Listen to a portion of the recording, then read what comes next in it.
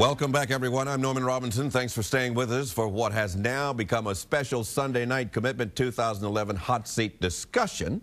Prior to the commercial break, we said that in this segment, we would hear from the two men running for sheriff in St. Bernard Parish. Unfortunately, though, one candidate ultimately declined to participate and failed to meet the deadline for submitting a statement to be aired in this broadcast. So joining me tonight is candidate Wayne Landry, a Democrat. Thanks for being here, Mr. Landry. Thank you for having me, Noah. Why do you think your opponent, Jimmy Pullman, didn't show up for this particular event? Well, you know, I can only speculate, but I would say that one of the reasons why I think he didn't show up is that Mr. Pullman can't stand up to the pressures of the truth. You know, he's been out there telling everybody he's in charge, and now, you know, it may be time for him to answer why we have such a significant drug problem in the parish, and actually why, you know, he feels like he doesn't owe the voters explanation of what he's going to do, because he says he's in charge, but he can't say he's going to do something different. So I think he's in a box, and that's why he's not here. What are the crime stats, to your understanding, in St. Bernard Parish? Well, you know, that's an interesting question, Norman, because, you know, first of all, the FBI has reported that all the crime statistics are not reported out of St. Bernard. So the crime's going to be lower, statistically speaking, on FBI charts as it should be.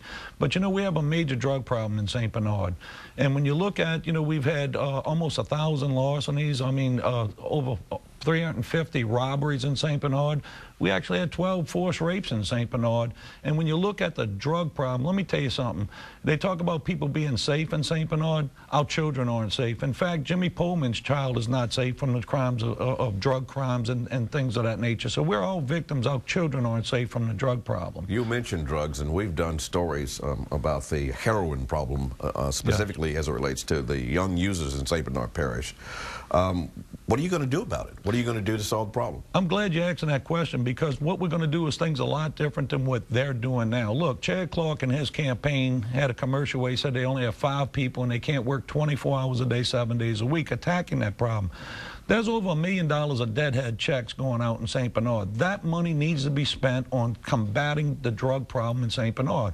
We can more than double the efforts to prevent drug trafficking in St. Bernard. And, you know, Mr. Pullman talks about education and that you can't arrest yourself out the problem. And I'm all for the rehab and education components. But the first thing we have to do is combat them, stop them, and properly fund those resources to stop that 24/7. In areas where there has been some significant inroad on the use of drugs, especially among young people, they do have drug rehab programs. I'm thinking of one program specifically called BASIC in St. Louis that's had some success. How familiar are you with drug rehab programs in trying to eradicate the drug problem, specifically among the young? Well, look, first let me just say this. I'm fortunate that I'm not personally familiar with those facilities, but let me tell you, the programs that are in place, like the one you're mentioning, BASIC, they all have the same idiosyncrasies about them, but they don't work unless you have law enforcement actually bringing them to those programs. Look, you can educate the teens that are at risk. You can get involved with them and provide intervention with them when you know those are at risk. But the bottom line, at the end of the day, if you're not spending the resources on combating the drug dealers, on combating to get the drugs off the streets, none of those programs can be successful. It's a whole continuum, if you will, of a service that you need to provide as a sheriff. And that's where the current sheriff's office not only has failed, but is failing. And that's part of the problem. You know, they're talking about a test drive you've had with them.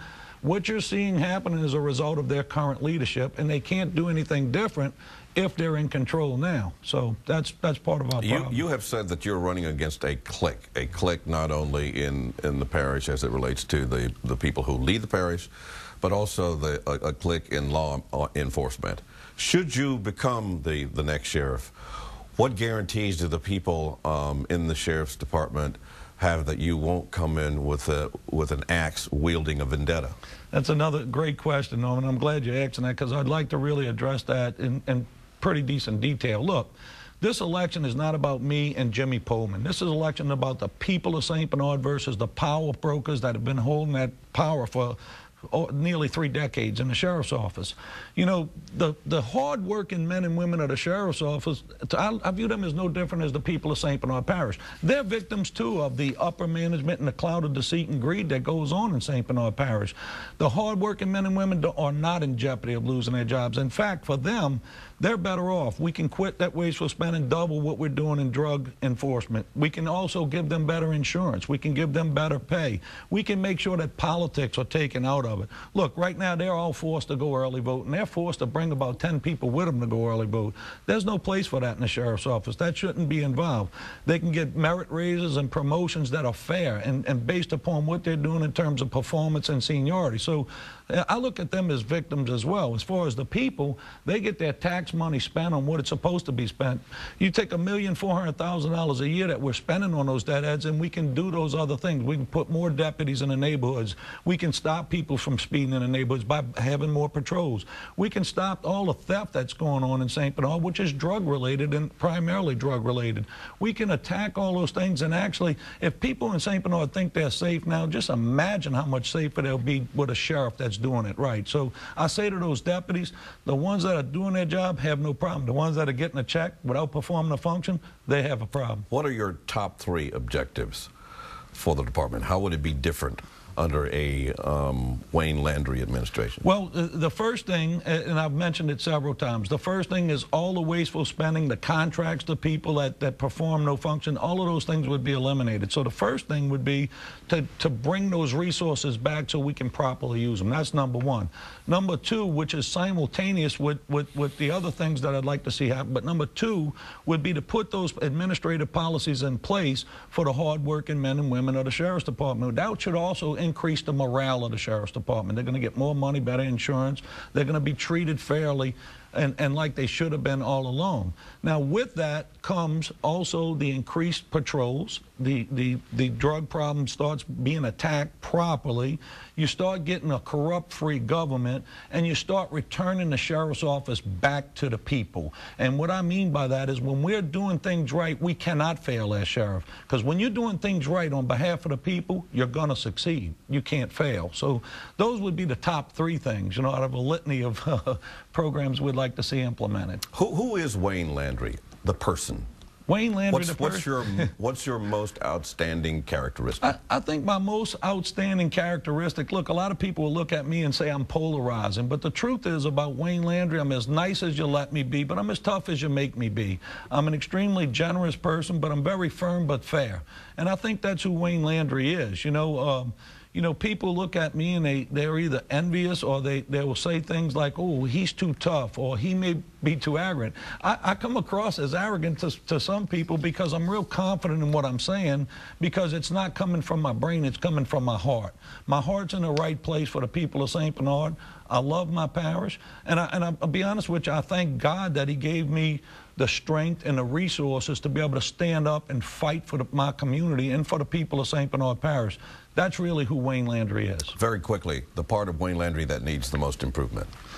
Well, I mean, there's a lot of parts, you know. I mean, Just give me one. I think the one part of me that needs the most improvement is that, you know, I need to spend more time, you know, praising God, and I need to spend more time having prayers for myself to become a better person. And I think, you know, that's what my one thing I'd like to say about me, I'd like to see improve. You know? All right, you get 1 minute to close. 1 minute to close. All right. Well, first of all, I want to thank you and WDSU, Norman, for allowing this forum so the truth can come out about this race, you know.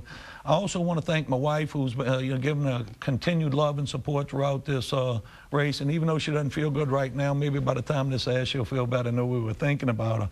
I'd also like to thank my parents, you know, for instilling in me, not only for their support, but instilling in me that will and desire to do right for my community and stand up for what I believe in. And I believe very, very strongly that the people of St. Bernard need representation like me. And I want to thank the people of St. Bernard for having their faith in me and allowing me to be their representative. So with that said, I just want to close by thanking God once again for giving me the strength and the resources to be able to stand up and fight for the people of St. Bernard Parish and do what I believe is appropriate for our parish, and that's to create a sheriff's office that the people can be proud of, that will make them more safe than they've ever been with a corrupt-free environment. All right, we have to leave it there. Mr. Landry, thanks again for being here, and thanks to you for watching. And don't forget to vote in the runoff election on November 19th.